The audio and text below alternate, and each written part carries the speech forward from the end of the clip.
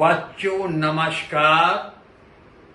दौलत का नशा शराब के नशे से बढ़कर के होता है। दौलत के नशे में इंसान सब कुछ भूल जाता है। जब शराब का नशा उतरता है तो उसे होश आता है, और जब दौलत का नशा उतरता है तो वो गिड़गिड़ाता है। गिड़गिड़ा करके वो शख्स अपने कर्मों पर खुद ही पछताता है। बच्चों, मैं आज आपको इंग्लिश स्पीकिंग कोर्स में रूल नंबर 20, इसमें will be going to oblique shall be going to, यानी फ्यूचर टेंस में will be going to shall be going to का प्रयोग पढ़ने जा रहा हूं। जैसा आपको मालूम है कि हम आई और बी के साथ शैल बी गोइंग टू, आई ध्यान खोल के सुन लो, अपने कानों की ठेक निकाल दो और अपनी मस्तिष्क को कंसंट्रेशन करके सुन लो।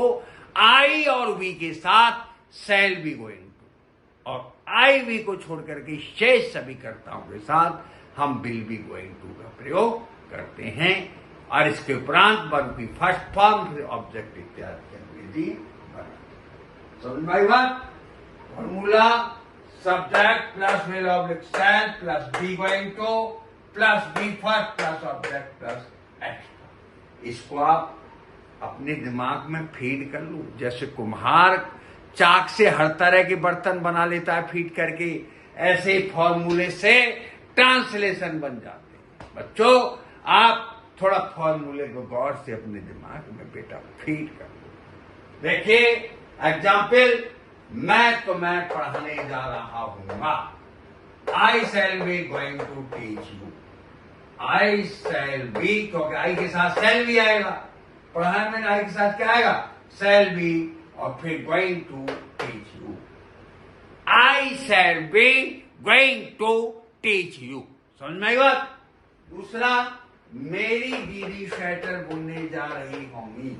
माई sister will be going to knit a sweater. My sister will be going to knit a sweater. My sister will be going to knit a sweater. My sister will be going to knit a sweater. अगला number 3, Rohan इस मेले से गाय खरीदने जा रहा होगा। Rohan will be going to buy a cow from this fair.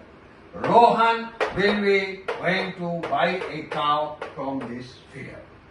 ये होगा Rohan will be going to buy a cow from this fair.